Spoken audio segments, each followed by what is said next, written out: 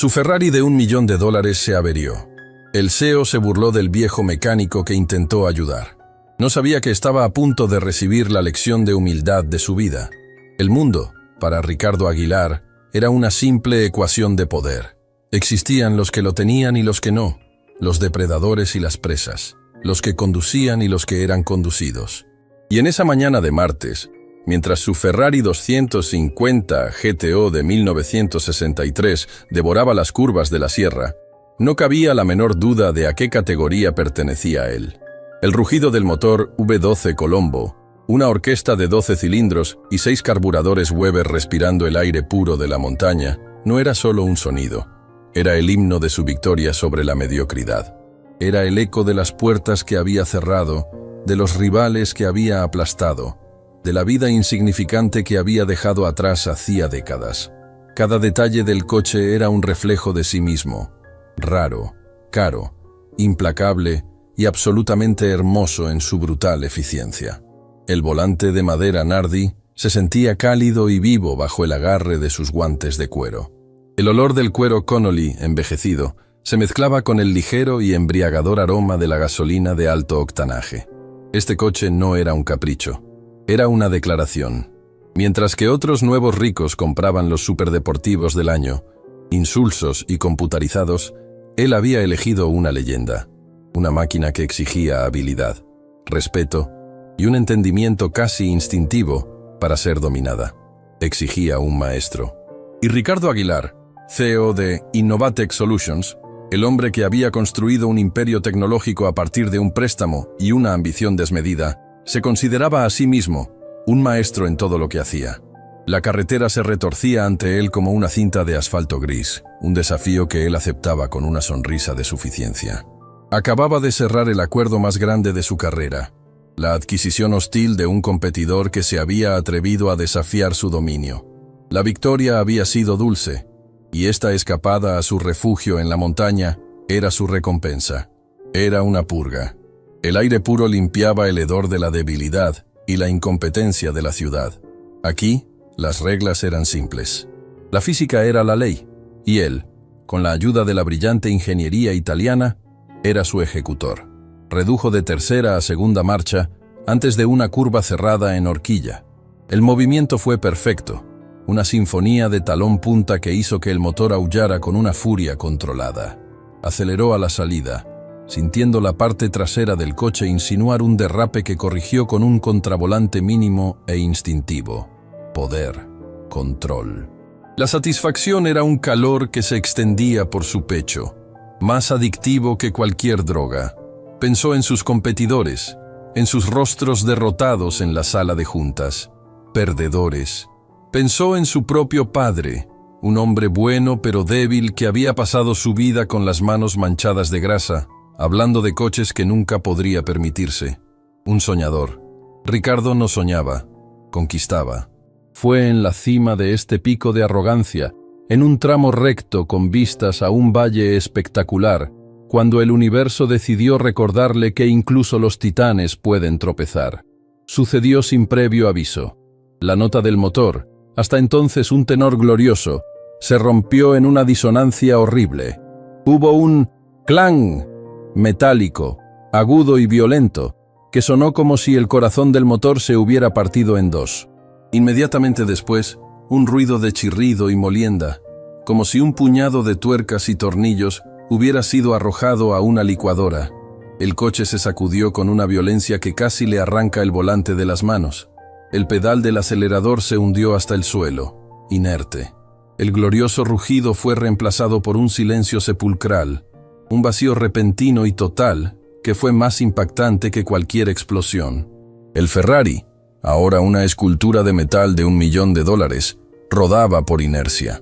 Ricardo luchó contra la dirección, que se había vuelto increíblemente pesada, y logró apartar el coche hacia el estrecho arcén, deteniéndose a pocos centímetros de una caída vertiginosa. El único sonido era el frenético latido de su propio corazón y el tic-tac-tic del metal caliente contrayéndose. Se quedó paralizado en su asiento, mirando fijamente la carretera vacía que tenía delante. La palabra imposible resonaba en su mente. ¿Averiado? Aquí, Era una violación de las leyes de su universo. Los objetos que él poseía no fallaban. La gente que él empleaba no cometía errores. Sintió una oleada de ira tan pura y caliente que le nubló la visión. Los idiotas de su taller.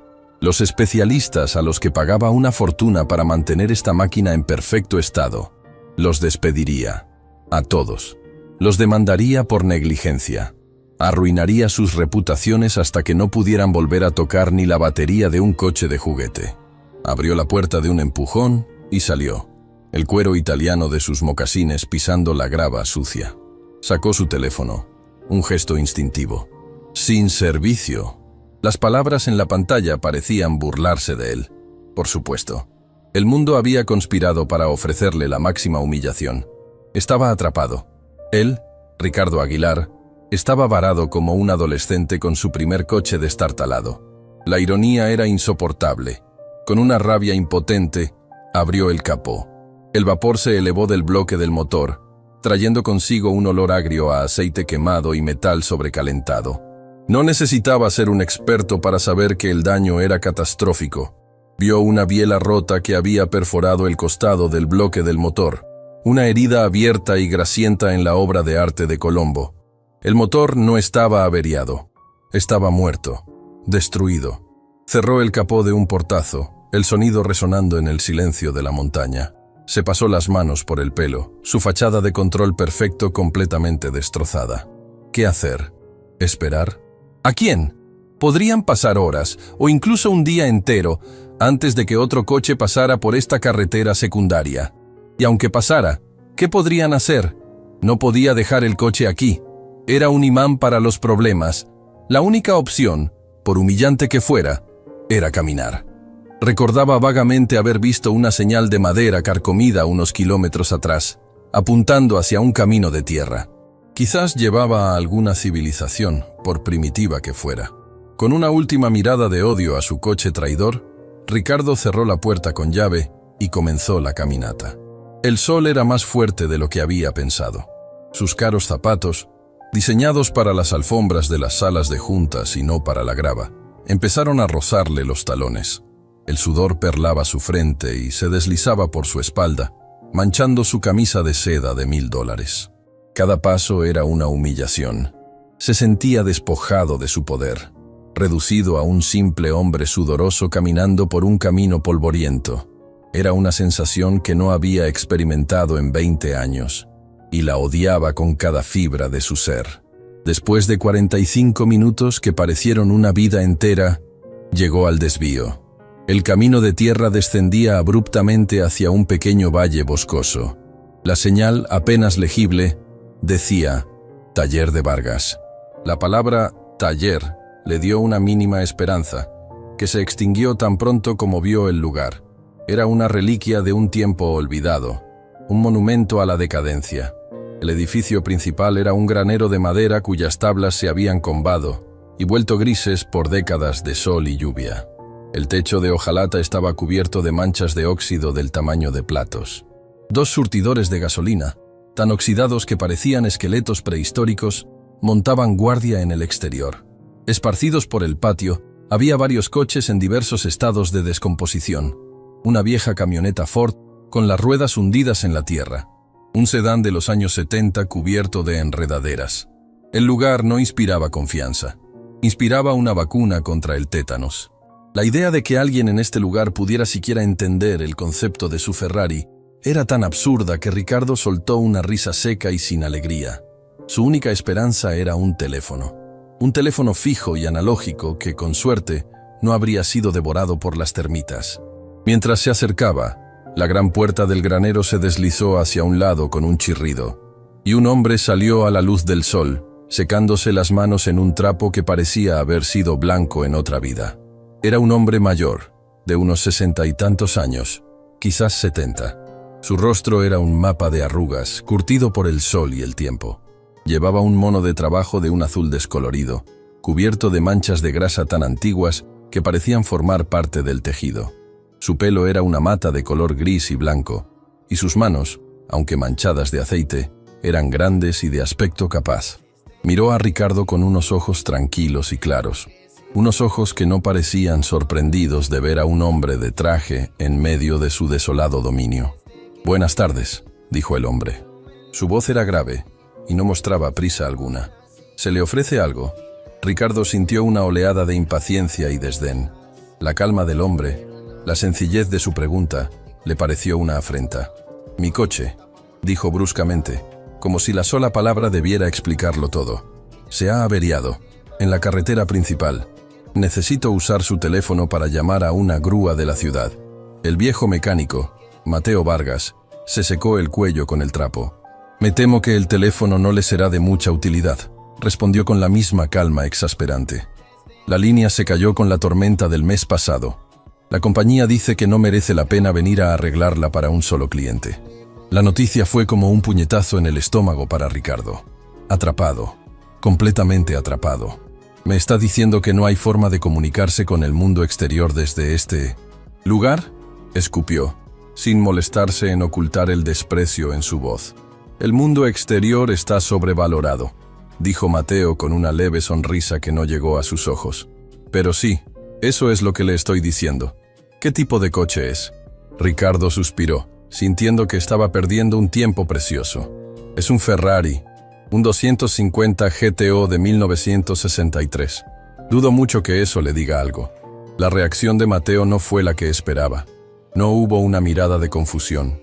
En cambio, una chispa de interés genuino se encendió en sus ojos claros. Se frotó la barbilla, pensativo. «Ah, el GTO», dijo, casi para sí mismo. «Una máquina magnífica. El B12 de Gioacchino Colombo. 6 carburadores Weber 38 DCN. Caja de cambios de 5 velocidades con la primera hacia atrás. Una leyenda. Pero una leyenda muy temperamental. ¿Qué le ha pasado?». Ricardo se quedó boquiabierto por un segundo. El viejo no solo conocía el modelo, sino que conocía al ingeniero y las especificaciones técnicas. Debía ser un aficionado, un lector de revistas viejas. La sorpresa inicial de Ricardo se transformó rápidamente en una irritación aún mayor. Odiaba a los sabelotodos, especialmente a los que llevaban monos grasientos. «El motor ha reventado», dijo secamente. «Una biela ha salido por el costado. Está destruido. Necesito una grúa de plataforma». «Una profesional». Mateo asintió lentamente, procesando la información. «Una biela rota, eso es serio, muy serio. Una grúa de plataforma es la única opción, sí, pero tardará horas en llegar, una vez que consigamos avisarla». «¿Y cuál es su brillante solución entonces?», preguntó Ricardo con un sarcasmo corrosivo. «¿Va a arreglarlo con un poco de cinta adhesiva y sus buenos deseos?». Fue entonces cuando una mujer, tan desgastada por el tiempo como el propio taller, apareció en la puerta de la pequeña casa anexa al granero. Llevaba un vestido de flores descolorido y se secaba las manos en un delantal. Observó la escena en silencio, con una expresión de aprensión. Mateo no pareció oír el sarcasmo. Su mente estaba en otra parte, trabajando en el problema. «Bueno», dijo, «lo primero sería bajar el coche de la carretera. No es seguro dejarlo ahí. Mi vieja grúa puede hacerlo. Lo traeremos aquí, lo pondremos a cubierto en el taller». Ricardo soltó una carcajada abierta y desagradable. La mujer se estremeció. «¿Su grúa? ¿Se refiere a esa reliquia oxidada que hay ahí detrás? ¿Pretende remolcar una obra de arte valorada en más de $1 millón con ese montón de chatarra?». «Está loco». «Ese montón de chatarra», dijo Mateo, su voz todavía tranquila pero con un filo de acero apenas perceptible. «Ha remolcado más coches de los que usted ha visto en su vida, y nunca ha dejado caer uno. Lo trataré con cuidado. Es la única opción que tiene, señor». «Aguilar, Ricardo Aguilar», dijo, como si el nombre por sí solo debiera invocar respeto. «Señor Aguilar», continuó Mateo, «puede quedarse en la carretera junto a su coche roto, esperando un milagro. O puede dejarme bajarlo aquí donde estará seguro, y desde donde podremos pensar en el siguiente paso. La elección es suya». Ricardo estaba furioso. Odiaba no tener el control. Odiaba que este anciano le hablara con una lógica tan simple e irrefutable. Estaba acorralado. La idea de que las manos de este hombre, o peor aún, su grúa oxidada, tocaran su Ferrari, le provocaba náuseas. Pero la imagen de sí mismo, solo en la oscuridad de la montaña, era aún peor. «De acuerdo», gruñó. la palabra saliendo como si fuera veneno. De acuerdo, tráigalo aquí, pero le juro por mi vida, Vargas, que si le hace el más mínimo rasguño, el más mínimo, deseará no haberse levantado esta mañana. Mateo simplemente asintió. Entendido. No se preocupe, señor Aguilar. Trato a todos los coches con el mismo respeto, sean un Ferrari o una vieja camioneta. Todos tienen un corazón que late, o que latía. Se giró y se dirigió hacia la vieja grúa. Ricardo se quedó de pie en el patio polvoriento, sintiendo la mirada silenciosa de la mujer sobre él, sintiéndose impotente, furioso y por primera vez en muchos años, completamente a merced de alguien a quien consideraba infinitamente inferior. Observó cómo el viejo arrancaba el motor de la grúa, que cobró vida con una nube de humo y un traqueteo desafiante. No sabía que estaba presenciando el comienzo de la lección más importante y humillante de su vida. El proceso de remolcar el Ferrari fue una tortura exquisita para Ricardo. Cada chirrido del viejo cabrestante de la grúa de Mateo, cada gemido del metal bajo tensión, resonaba en los oídos de Ricardo como un insulto personal. Estaba de pie en el arcén, con los brazos cruzados, una estatua de impotencia vestida de seda, observando cómo el humilde mecánico y su monstruosidad oxidada se preparaban para ponerle las manos encima a su obra de arte. Esperaba una carnicería. Esperaba que las cadenas rasparan la pintura de color roso corsa, que la suspensión se dañara, que la carrocería de aluminio, tan delicadamente moldeada, sufriera alguna abolladura irreparable. Pero la carnicería no llegó. Mateo se movía con una lentitud y una deliberación que al principio Ricardo confundió con la torpeza de la vejez, pero que pronto empezó a reconocer como una precisión experta. No usó cadenas gruesas. En su lugar, sacó de la grúa unas correas anchas y suaves que colocó con sumo cuidado alrededor de los puntos de anclaje del chasis del Ferrari, protegiendo cada punto de contacto con gruesos trozos de goma para no dañar la pintura. Se movía sin prisa, sus grandes manos tratando el coche no como un objeto, sino como a un paciente herido. Ricardo, que había supervisado la construcción de rascacielos de cientos de millones de dólares, nunca había visto a nadie, ni siquiera a sus ingenieros mejor pagados, trabajar con un cuidado tan reverencial.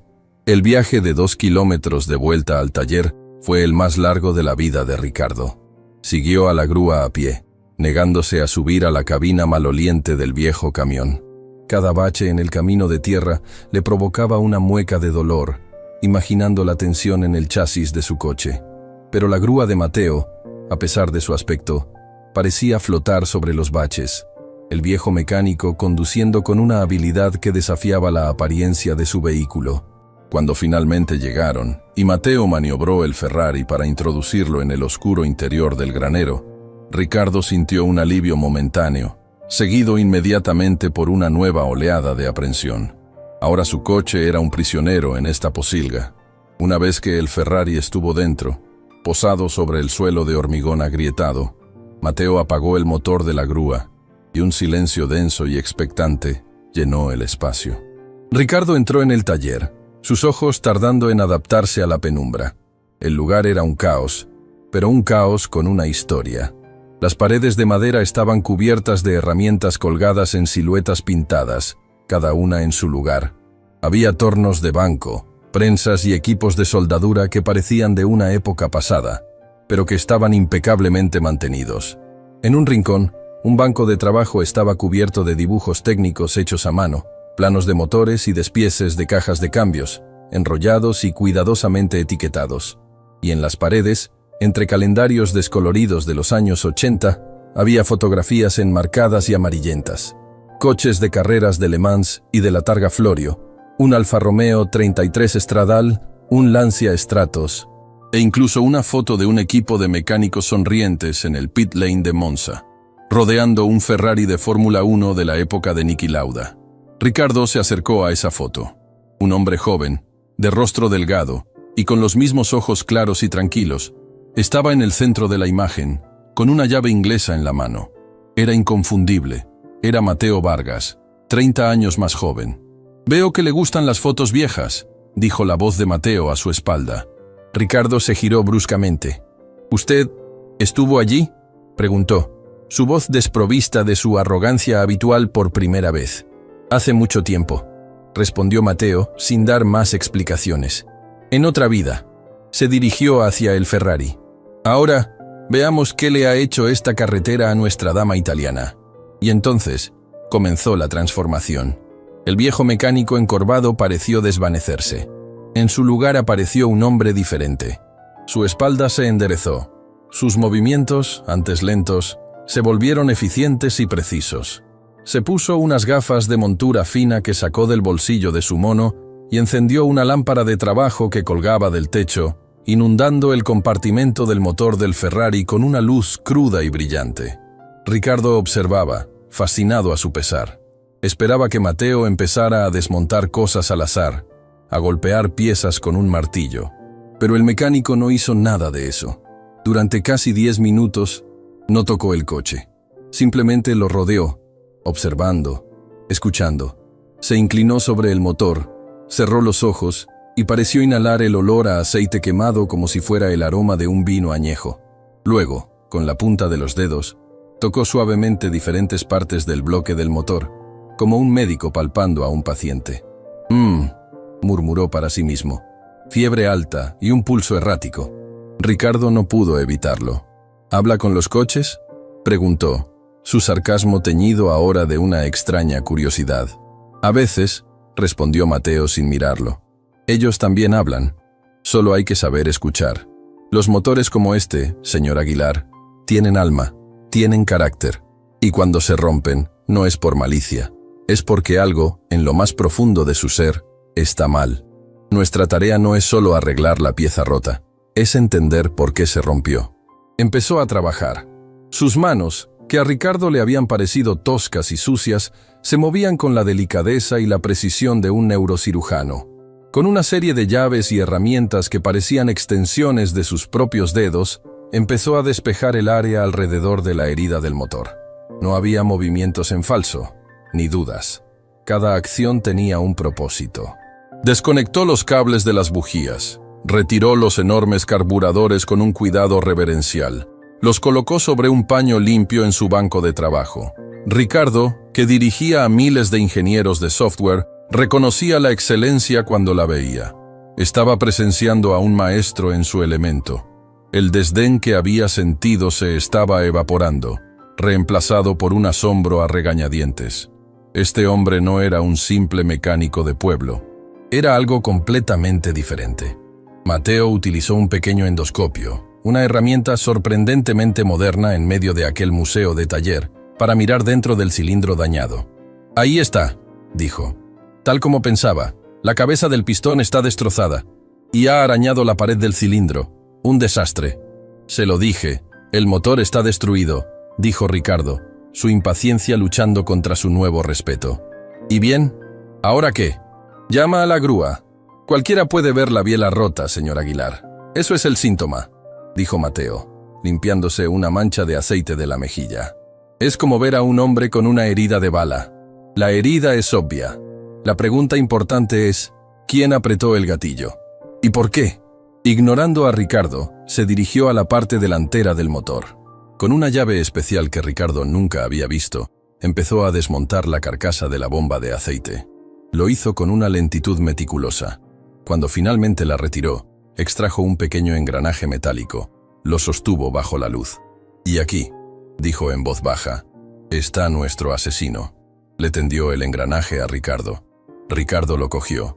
A primera vista parecía perfecto. «¿Qué le pasa? Parece normal». «Mire de cerca», dijo Mateo. «Aquí». Con la uña señaló un diente del engranaje. Ricardo tuvo que entornar los ojos para verlo. Había una fisura, una línea minúscula, casi invisible. Fatiga del metal, una microfisura, probablemente un defecto de fabricación de hace 50 años. Ha estado ahí, esperando, durante miles de kilómetros.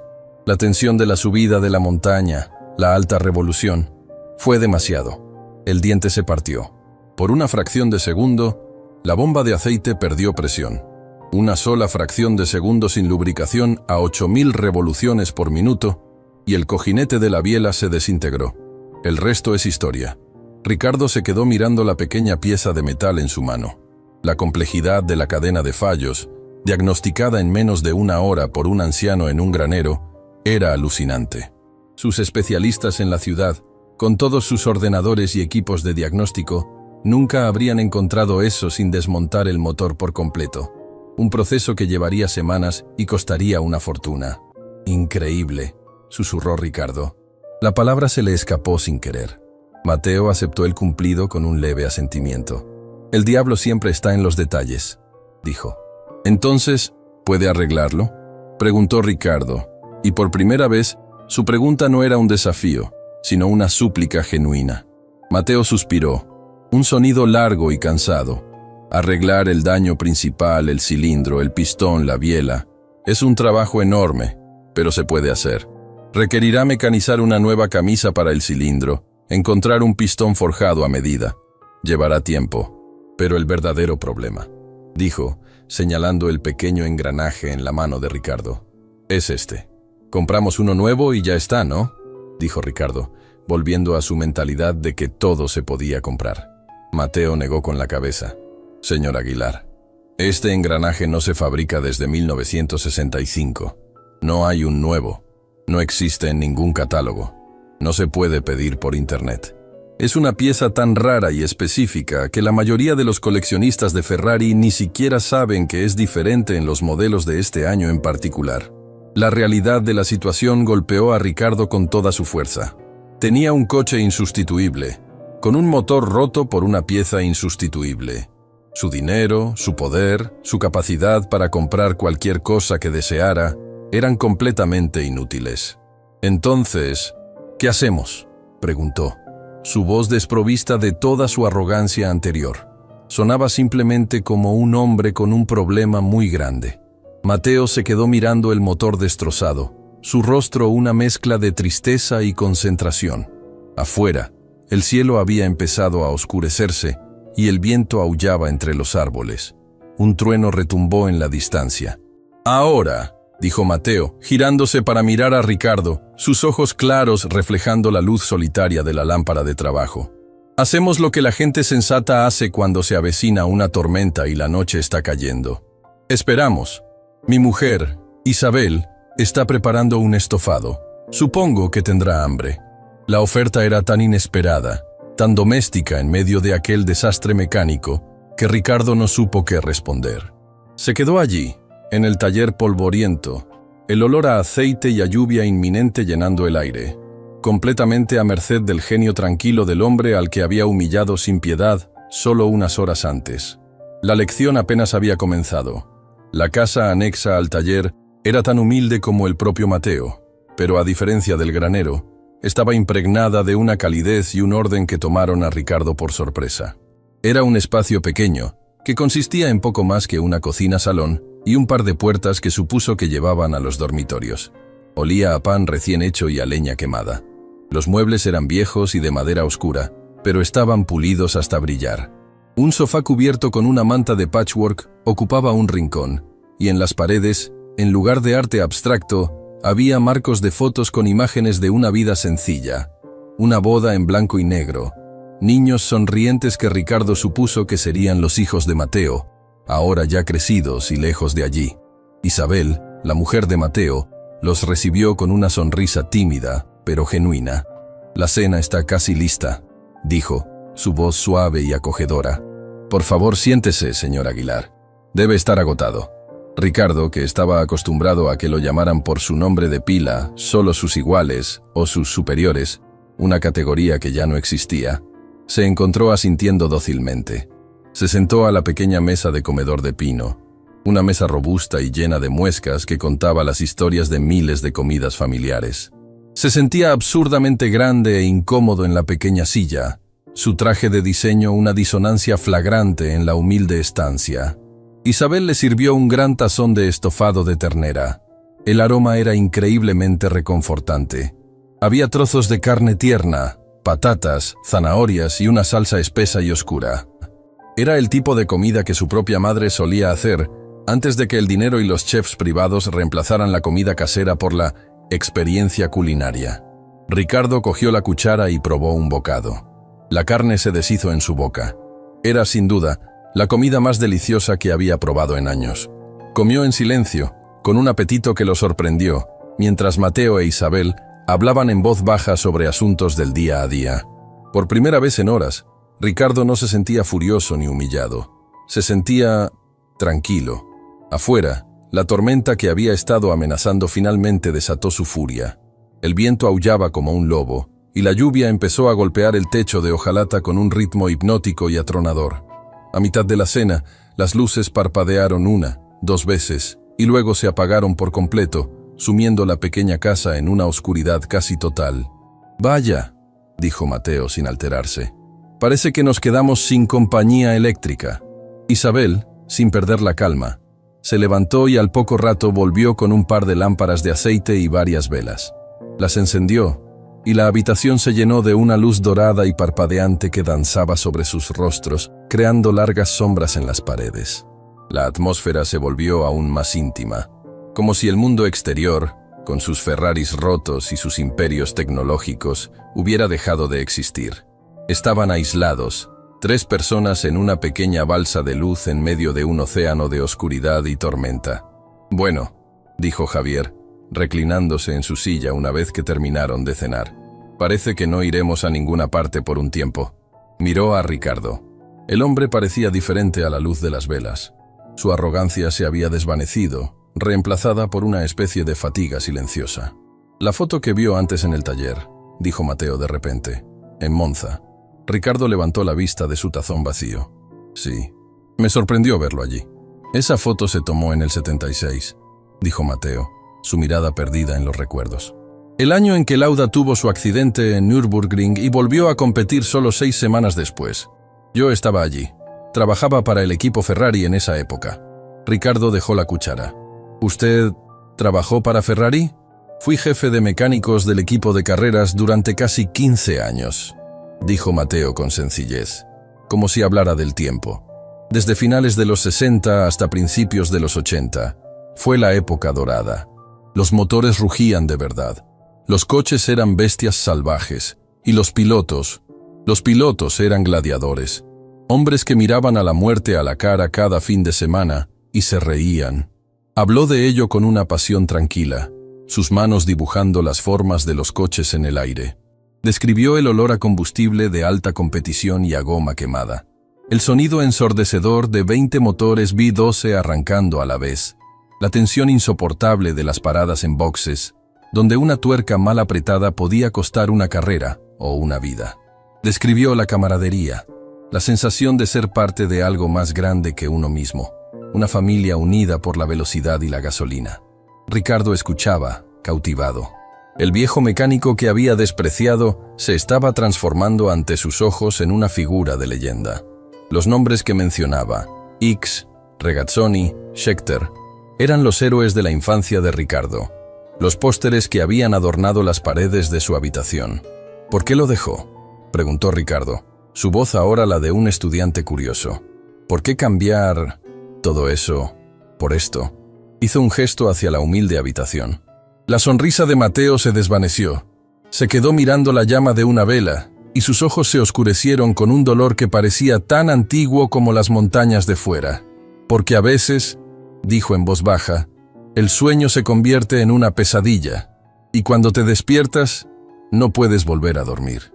Isabel, que había estado escuchando en silencio, se levantó y le puso una mano en el hombro a su marido. Un gesto de apoyo silencioso y profundo.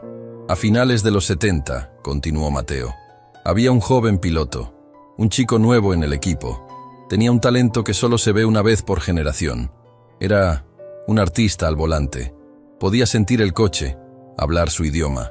Era valiente, casi temerario, pero tenía una finura, una delicadeza. Era pura magia. Todos en el equipo lo adorábamos. Yo lo quería como a un hijo. Yo era el ingeniero jefe en ese entonces. No solo el mecánico. Diseñaba piezas, modificaba los motores, y para este chico quería construir algo especial. Estaba trabajando en un nuevo diseño de motor, un prototipo. Era más ligero, más potente, pero también más experimental, más frágil. Lo probamos en secreto. Era increíblemente rápido. El chico decía que el coche se sentía vivo bajo él, que era una extensión de su propio cuerpo. El equipo directivo no quería usarlo en una carrera oficial. Demasiado arriesgado. Pero yo era arrogante. Estaba tan seguro de mi diseño, tan deslumbrado por el talento del chico. Lo convencí. Le dije que con ese motor no solo ganaría, sino que haría historia. Y él, que confiaba en mí ciegamente, estuvo de acuerdo. Mateo hizo una pausa, y el único sonido en la habitación era el de la lluvia golpeando el techo. Fue en la Targa Florio, la carrera por carretera más peligrosa del mundo, a través de las montañas de Sicilia. Él estaba volando. Llevaba una ventaja de casi 2 minutos. Estaba en la última vuelta. Yo estaba en la línea de meta, mirando el cronómetro, esperando oír el rugido de mi motor llegando a la victoria. Sus ojos se llenaron de lágrimas, lágrimas que no se molestó en secar, pero el rugido nunca llegó. En su lugar, llegó el silencio. Y luego por la radio, la noticia: un accidente, grave, en la sección más rápida del circuito. El motor, susurró Mateo, su voz rota. Mi motor, una de las nuevas aleaciones ligeras que usé en los pistones, no soportó la tensión. Un fallo catastrófico a más de 250 km/h. El coche se salió de la carretera y se estrelló contra un olivo. ¿Murió?, preguntó Ricardo, casi sin aliento. No, respondió Mateo. Peor. Sobrevivió, pero su pierna derecha quedó destrozada. Nunca más pudo volver a pisar un embrague de competición. Su carrera, esa carrera mágica que tenía por delante, se acabó en un instante. Por mi culpa, por mi arrogancia, por mi orgullo. Me retiré al día siguiente. No podía soportar mirar a los ojos de los demás miembros del equipo. No podía soportar el olor de un circuito. Vendí todo lo que tenía y vine aquí, a este valle, el lugar más alejado del mundo de las carreras que pude encontrar, para olvidar, o para recordarlo cada día. A veces no estoy seguro de cuál de las dos cosas. Se hizo un largo silencio, lleno del peso de la confesión de Mateo. Ricardo se sentía como si le hubieran vaciado los pulmones. La tragedia era tan inmensa, la culpa del hombre tan palpable. Debe haber sido un piloto increíble, dijo Ricardo en voz baja, más para llenar el silencio que otra cosa. ¿Cómo se llamaba? Mateo levantó la vista, sus ojos claros y llenos de dolor encontrándose con los de Ricardo a través de la luz parpadeante de las velas. Se llamaba Aguilar, dijo Mateo. Javier Aguilar. El nombre golpeó a Ricardo con la fuerza de un impacto físico. El aire fue expulsado de su cuerpo. El mundo pareció inclinarse sobre su eje. La habitación empezó a dar vueltas. Aguilar. Javier Aguilar. El nombre de su padre. Su padre. El hombre que había pasado su vida cojeando. El hombre que a veces se quedaba mirando a la nada con una tristeza infinita en los ojos. El hombre que le contaba historias de carreras, pero cuya propia historia siempre había estado envuelta en un vago relato de un mal accidente durante unas pruebas. Nunca había mencionado a Mateo. Nunca había mencionado el motor experimental. Quizás por orgullo, quizás para proteger al hombre que había sido su mentor y su amigo. Ricardo miraba fijamente a Mateo Vargas, el mecánico legendario del que su padre hablaba con una reverencia casi religiosa. El genio cuyos pósteres él mismo había tenido en su pared. El hombre que había sido el héroe de su padre. Y el hombre que, sin saberlo, había destrozado su vida. Y él, Ricardo, el hijo del piloto caído, había pasado todo el día humillando y menospreciando al hombre cuya culpa había definido indirectamente toda su existencia. La ironía era tan cósmica, tan aplastante, que era casi insoportable. Sintió que se ahogaba. Se levantó de la mesa, tropezando con su silla. Necesitaba aire. Empezó a decir, pero no pudo formar las palabras. Salió tambaleándose hacia la puerta, abrió el cerrojo y se adentró en la furia de la tormenta. La lluvia fría y torrencial lo empapó al instante, pero apenas la sintió. Se quedó allí, en el patio de barro, con el viento aullando a su alrededor, mirando la oscuridad, mientras dos historias, dos vidas, dos generaciones de dolor y orgullo chocaban dentro de él con la fuerza de un motor reventado. La lluvia caía en cortinas heladas, una furia líquida que convertía el patio en un mar de lodo y la noche en una negrura impenetrable. Ricardo Aguilar estaba de pie en medio de todo, inmóvil, mientras el agua le empapaba el traje de diseño. Le pegaba el pelo a la frente y se mezclaba con las lágrimas silenciosas que corrían por su rostro. No sentía el frío. No sentía nada más que el eco de un nombre en su cabeza, una y otra vez. Javier Aguilar. Javier Aguilar. Era como si una presa dentro de él, construida durante 30 años con los ladrillos de la ambición, el resentimiento y una negación deliberada, acabara de reventar. Los recuerdos, encerrados y olvidados, se precipitaron en un torrente caótico. Vio a su padre, no al hombre cansado y cojo que recordaba de su adolescencia, sino a un fantasma más joven, el de las viejas fotografías. Un hombre con una sonrisa carismática y unos ojos que brillaban con la promesa de la velocidad. Vio a su padre intentando enseñarle a lanzar una pelota en el patio trasero, su pierna derecha rígida y torpe, una fuente de frustración silenciosa para ambos. Vio las noches en que su padre se sentaba en el garaje de su modesta casa, rodeado de motores de coches normales, pero con la mirada perdida, como si en realidad estuviera viendo los circuitos de Mónaco o Spa-Francorchamps. Recordó las historias. Su padre no hablaba mucho de su propio pasado, pero hablaba de la época dorada, con una reverencia casi religiosa. Y en el centro de todas esas historias había un nombre: Mateo. Mateo podía escuchar un motor y decirte qué tornillo estaba suelto a 500 metros de distancia, decía su padre. Mateo no construía motores, componía sinfonías mecánicas. Para el joven Ricardo, Mateo Vargas no era un hombre, era un mito, una leyenda inalcanzable. El héroe del mundo que a su padre le habían arrebatado. Y él había crecido odiando ese mundo. Odiaba el olor a grasa que su padre traía a casa. Odiaba la resignación en sus ojos. Odiaba la cojera que representaba un sueño roto, una debilidad. Su propia ambición desmedida, su necesidad de conquistar, de construir un imperio de ceros y unos, un mundo limpio y digital, había sido una reacción violenta contra todo lo que su padre representaba. Quería ser tan diferente a él como fuera posible. Quería ser tan poderoso que ninguna pieza de metal defectuosa pudiera dictar el curso de su vida. Y la ironía suprema, la broma cósmica que el destino le había jugado, era el coche. El Ferrari 250 GTO. Lo había comprado en una subasta hacía 5 años, por una suma astronómica. A sus socios les dijo que era una inversión. A sus amantes, que era un símbolo de estatus. Pero en lo más profundo de su ser, sabía la verdad. Lo había comprado porque era el coche que su padre había idolatrado. El GTO, Ricky, le había dicho una vez, ese no es un coche, es la prueba de que Dios existe y que a veces se aburre y decide esculpir algo perfecto. Ricardo había comprado el sueño de su padre, no para honrarlo, sino para poseerlo, para demostrar que él podía tener lo que a su padre le había sido negado. Y ese mismo coche, ese mismo sueño, lo había traído aquí, a los pies del hombre que era el epicentro de la tragedia de su familia. El hombre al que acababa de tratar con un desprecio y una crueldad que ahora le quemaban las entrañas como ácido. Un relámpago iluminó el valle, y por un instante, Ricardo vio su propio reflejo en un charco de agua. Vio a un hombre patético, empapado y roto. Un hombre que había pasado su vida huyendo de su padre, solo para convertirse en una caricatura de todo lo que odiaba. Un hombre cuya riqueza no podía comprarle ni dignidad, ni una salida a esta montaña. Se dio la vuelta y caminó de regreso a la casa. Cada paso era pesado, como si caminara contra una corriente invisible. Abrió la puerta. El cálido resplandor de las velas lo recibió. Mateo e Isabel estaban sentados a la mesa, exactamente como los había dejado.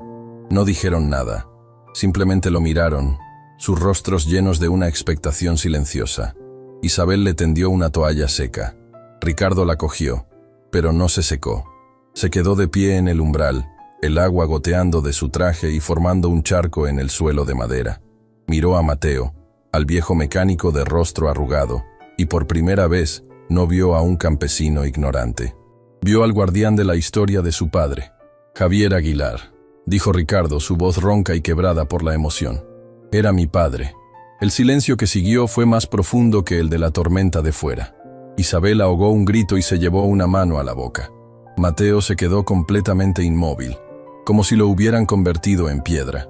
Sus ojos claros se fijaron en los de Ricardo, buscando, escudriñando. Lentamente, el color desapareció de su rostro. Vio el parecido, la forma de la mandíbula, la intensidad de la mirada. Era innegable. El fantasma de su mayor fracaso acababa de materializarse en su cocina. «Dios mío», susurró Mateo. Se levantó lentamente de su silla, como si sus articulaciones se hubieran oxidado de repente. «Javier, ¿tuvo un hijo?» «Sí», respondió Ricardo. «Yo». Mateo se acercó a él, sus viejos ojos recorriendo el rostro de Ricardo. «Nunca me lo dijo. En las cartas nunca lo mencionó». «¿Cartas?», preguntó Ricardo confundido. «Después del accidente», explicó Mateo, su voz temblorosa. «Nos escribimos durante un año. Yo desde aquí lleno de culpa. Él desde su casa lleno de, no lo sé, dolor. Intenté disculparme, una y otra vez, pero él no me dejaba». «¿Qué decía?», preguntó Ricardo, su corazón latiendo con fuerza. «Decía que no era mi culpa. Decía que ambos sabíamos los riesgos, que éramos pilotos, exploradores, empujando los límites. Decía que el metal tiene memoria y a veces se cansa. Nunca me culpó, ni una sola vez. Y eso lo hizo 1000 veces peor. Su perdón era una carga más pesada que cualquier acusación. Después de un año, dejé de escribir. Y él también. Supongo que ambos necesitábamos dejarlo ir. Se detuvo, la emoción ahogándolo. ¿Cómo fue su vida? ¿Fue feliz?». La pregunta era tan simple, tan llena de un anhelo de décadas, que a Ricardo le partió el corazón. «Fue un buen hombre», dijo. «Abrió un pequeño taller, arreglaba los coches de la gente del pueblo, cojeaba. Y a veces por la noche, lo encontraba en el garaje, simplemente mirando un motor, y tenía la mirada más triste que he visto en mi vida». Ricardo tuvo que tragar saliva para continuar. «Hablaba de usted, siempre, con un respeto, una admiración. Era su héroe, Mateo, el mejor ingeniero con el que había trabajado. Nunca, ni una sola vez, escuché una palabra de reproche en su boca hacia ti». Mateo cerró los ojos, y una lágrima solitaria se abrió paso por el surco de una arruga. Fue entonces cuando la magnitud de su propio comportamiento se derrumbó sobre Ricardo con todo su peso. Se enfrentaba al hombre que su padre había admirado por encima de todos, al hombre cuyo perdón había sido el último acto de nobleza de su padre, y él lo había tratado como a una basura. «Dios», susurró Ricardo, la vergüenza finalmente rompiendo su orgullo en pedazos. Miró a Mateo. «Lo que le he dicho hoy, la forma en que lo he tratado, no hay excusa. Fui arrogante, cruel, un imbécil. Veo en usted al hombre del que mi padre me habló, y me doy asco a mí mismo». Dejó caer la toalla al suelo. Lo siento mucho. La disculpa no fue la de un CEO. Fue la de un hijo pidiendo perdón en nombre de su padre y en el suyo propio. Era la confesión más honesta que había hecho en su vida. Mateo abrió los ojos y lo miró. La tensión en la habitación era palpable. Isabel observaba, conteniendo la respiración. «Tu padre era un hombre de gran honor», dijo Mateo en voz baja. «Y veo ese honor en ti ahora, enterrado bajo otras cosas», añadió con una leve sonrisa triste. «Pero está ahí. Te perdono por tus palabras, Ricardo, porque no eran para mí, eran para el fantasma de tu padre. Entiendo». Se quedaron en silencio, dos hombres de mundos diferentes, unidos por el fantasma de un tercero. La tormenta de fuera empezaba a amainar, su furia gastada. Y dentro de la pequeña casa, la tormenta emocional también comenzaba a calmarse, dejando tras de sí un paisaje de devastación, pero también de una extraña y limpia claridad. «El coche», dijo Ricardo de repente. «El Ferrari». «Sí», dijo Mateo. «Mi padre siempre decía que era el coche perfecto. Lo compré para demostrar que podía tener el mundo que a él le fue negado. Qué estúpido». «No es estúpido querer honrar el sueño de un padre», dijo Mateo, «incluso si lo haces por las razones equivocadas». Se quedaron en silencio de nuevo. La lluvia se había convertido en un suave golpeteo en el techo. Isabel se acercó y le sirvió a Ricardo una taza de té caliente. Él la aceptó, sus manos todavía temblando ligeramente. «La pieza», dijo Ricardo. «El engranaje de la bomba de aceite. Dijiste que era imposible de encontrar». «Lo es», confirmó Mateo. «No se puede comprar». Una desesperación final se apoderó de Ricardo. Así que todo terminaba ahí. El coche, el símbolo de todo, permanecería roto para siempre, un monumento a la tragedia de sus dos familias. «No se puede comprar», repitió Mateo, y sus ojos brillaron con una luz que Ricardo no había visto antes. Una luz de ingenio y desafío. «Pero eso no significa que no se pueda hacer». Se dirigió a una esquina de la habitación donde había un viejo baúl de madera con herrajes de latón. Lo abrió. El olor a papel viejo y a aceite llenó la habitación. De dentro, sacó un cuaderno grande, encuadernado en cuero, sus páginas amarillentas y frágiles. Lo puso sobre la mesa y lo abrió con un cuidado infinito. Las páginas estaban llenas de intrincados dibujos a lápiz, de cálculos matemáticos y de anotaciones en una caligrafía precisa. Eran diseños de motores, de suspensiones, de cajas de cambios. Eran los secretos de un maestro. Pasó las páginas hasta que encontró lo que buscaba. Un dibujo detallado, a escala, del engranaje de la bomba de aceite, con todas sus especificaciones, sus tolerancias, la composición exacta de la aleación. «Me obsesioné con ese fallo», susurró Mateo, sus dedos trazando las líneas del dibujo. «Pasé un año después del accidente analizando cada aspecto. Rediseñé la pieza, reforcé sus puntos débiles, creé una versión que nunca fallaría». Sostuvo el cuaderno abierto para que Ricardo lo viera. «Tengo un pequeño torno y una fresadora en el taller», dijo, su voz ahora llena de una energía renovada. «Tengo un bloque del metal adecuado que he estado guardando durante 30 años. Puedo fabricar esta pieza, desde cero». Levantó la vista y miró a Ricardo. Ya no era un viejo mecánico resignado, era el genio de Monza.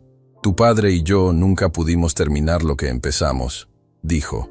«Él nunca pudo volver a pilotar una de mis creaciones al límite. Pero podemos hacer esto. Podemos devolverle la vida a su coche. No por nosotros, por él». Ricardo miró el dibujo, luego al hombre que lo sostenía.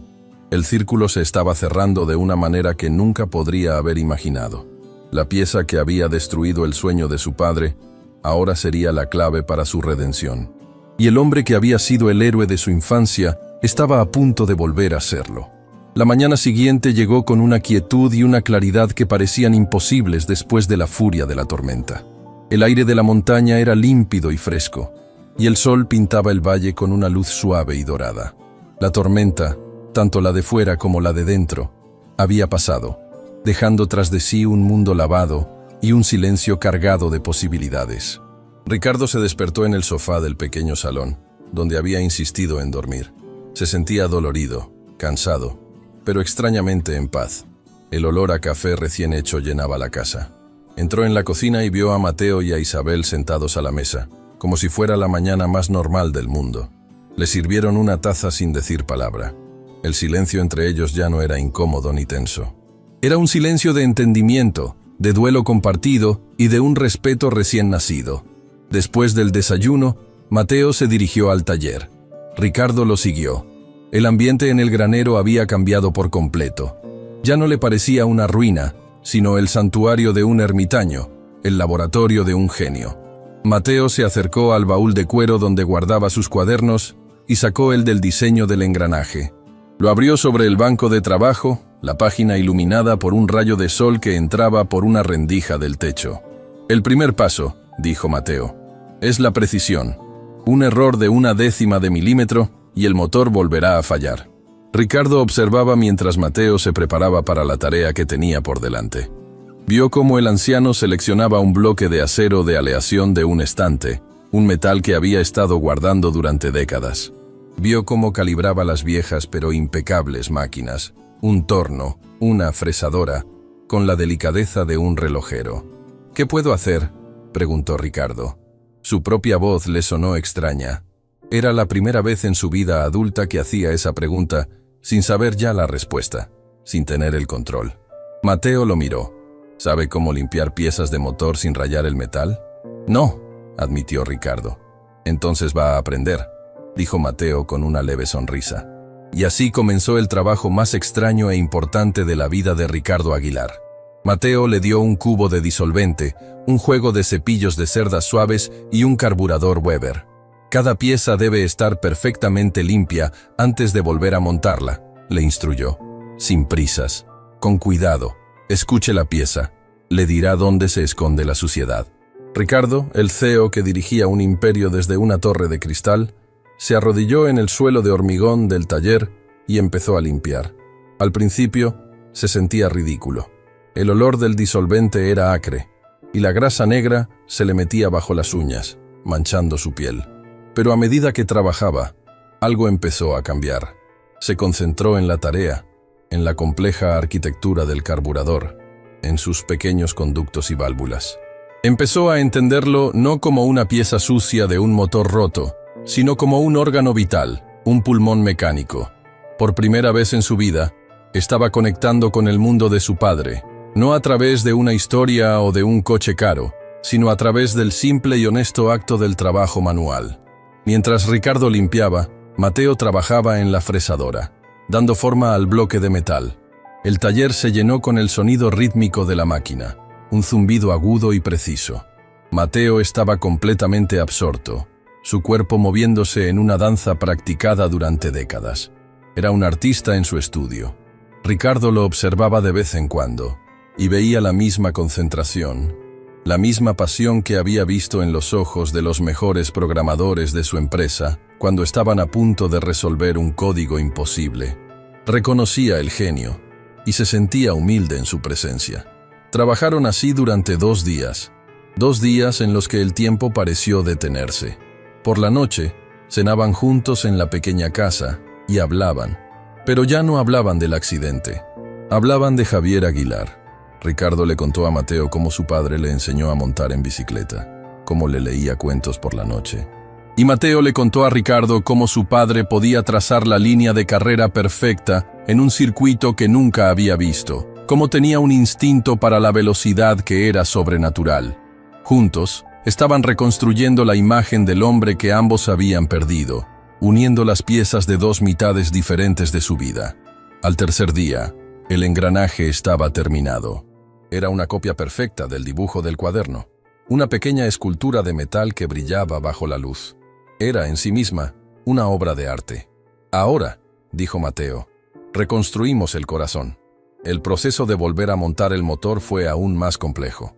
Ricardo, ahora ascendido a ayudante de pleno derecho, pasaba herramientas, sostenía piezas, aprendía los nombres de componentes que nunca supo que existían. Vio cómo Mateo mecanizaba una nueva camisa para el cilindro dañado con una precisión de micras. Vio cómo ajustaba los cojinetes de biela con un par de apriete exacto, guiándose más por la sensación en sus manos que por la propia herramienta. Estaban resucitando la máquina. Finalmente, después de 5 días de trabajo ininterrumpido, el motor estaba completo. Se veía magnífico, limpio, su corazón reparado y más fuerte que nunca. «Es la hora de la verdad», dijo Mateo, secándose el sudor de la frente. Ricardo sintió que su propio corazón latía con la misma intensidad que el día de la avería, pero esta vez era por la expectación, no por la furia. Se sentó en el asiento del conductor. El familiar olor a cuero lo envolvió, pero se sentía diferente. Ya no era solo su coche, era una parte de la historia de su padre. «Dale al contacto, pero no arranques todavía», le indicó Mateo. «Deja que la bomba de gasolina llene los carburadores». Ricardo obedeció. Esperaron un momento que pareció una eternidad. «Ahora», dijo Mateo en voz baja. Ricardo giró la llave. El motor de arranque gimió, y luego, un estallido, seguido de un rugido glorioso que hizo vibrar el aire del taller. El V12 cobró vida, pero no era el mismo sonido de antes. Era más suave, más redondo, más potente. No había vibraciones. No había toses. Era el sonido de la perfección mecánica. Ricardo miró a Mateo a través del parabrisas. El viejo mecánico tenía los ojos cerrados, simplemente escuchando, una sonrisa de pura satisfacción en su rostro. Había compuesto su sinfonía una vez más. Ricardo condujo el coche fuera del taller y lo aparcó en el patio. El motor ronroneaba felizmente. Se bajó del coche y se acercó a Mateo. «Funciona, mejor que nunca», dijo Ricardo, su voz llena de asombro. «Le di el corazón que siempre debió tener», respondió Mateo. Ricardo sabía que su tiempo allí había terminado. El coche estaba arreglado. Podía volver a su vida, a su imperio. Pero la idea de hacerlo, de dejar a este hombre y este lugar atrás, le dejaba un vacío en el pecho. Mateo, dijo. Lo que ha hecho, no tengo forma de pagarle. Pero no me refiero al dinero. No hay nada que pagar, dijo Mateo. Era una deuda que tenía con tu padre. No, dijo Ricardo. No es suficiente. Verlo trabajar, ver este lugar. Su genio se está desperdiciando aquí. Es un crimen. Se armó de valor. Tengo una propuesta de negocio, igual que la que usted me ofreció. Mateo lo miró, curioso. Usted y yo, dijo Ricardo, su voz ahora la de un CEO presentando el plan de su vida. Vamos a abrir un taller. No un taller cualquiera, el mejor taller de restauración de coches clásicos del mundo. Un lugar donde coches como este no solo se reparan, sino que se resucitan. Un lugar donde su arte pueda ser preservado y enseñado a una nueva generación. Yo pondré el capital, la gestión, el marketing. Usted será el alma, el maestro. Seremos socios. Aguilar y Vargas. Suena bien, ¿no cree? Mateo se quedó mirando a lo lejos, hacia las montañas. Parecía estar sopesando el peso de 30 años de exilio autoimpuesto contra la promesa de un nuevo comienzo. Soy un hombre viejo, Ricardo, dijo finalmente. Es un artista, replicó Ricardo. Y el arte no tiene edad. Mateo sonrió, una sonrisa lenta y ancha. A mi Isabel le encantaría tener un jardín más grande, dijo. De acuerdo, socio. Acepto. 2 años después. El letrero sobre la enorme y moderna entrada de cristal decía: Aguilar & Vargas, restauraciones clásicas. El interior no era un garaje, era una galería. Sobre un suelo de epoxi gris inmaculado descansaban una docena de leyendas del automovilismo.